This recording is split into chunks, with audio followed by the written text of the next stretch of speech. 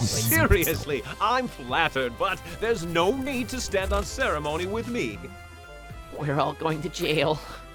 Games that focus on humor can be hit or miss. Eden Industries' zany RPG follow-up thankfully does humor the right way, which does make the game a pretty good time. I'm Brad Crespo, and this is Noisy Pixel's review of Citizens of Space.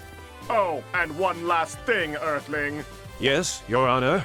Get out of my chambers before I hold you in contempt!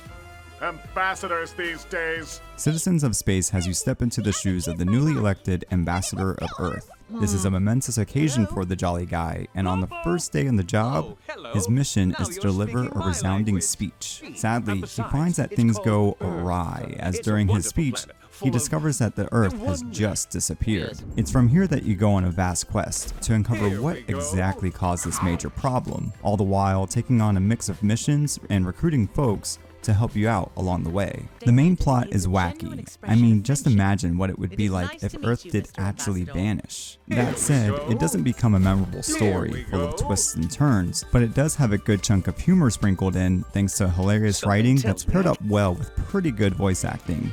Also, the roster of characters you can recruit is deep and diverse, as not every character is the same at all, which makes the game a lot more fun. All of these characters are recruited by completing a series of tasks, which, unfortunately, basically are repetitive fetch quests. While the quests are lackluster, the battles you take on in Citizens of Space are nicely similar to that of battles in the Paper Mario series, as the turn-based combat system focuses on pinpoint timing-based actions. What's particularly neat about how it's implemented is that when using one of a character's abilities, there's a quick time minigame that occurs. This element alone is what keeps battles so engaging, making every single battle you take on to be rewarding. What's more is that there's a wide range of actions to choose from that require you to be a bit more tactical. There are only a few problems with battles, however, that could make some players find them to be a little repetitive. The main culprit behind this is that battles happen randomly. That said, you can use an ability to adjust the rate that battles occur. What may also grind your gears though is that there isn't an auto battle option to help speed up the pacing of battles, so you end up having to sink a ton of time in battles, which of course hurts how the game is paced overall.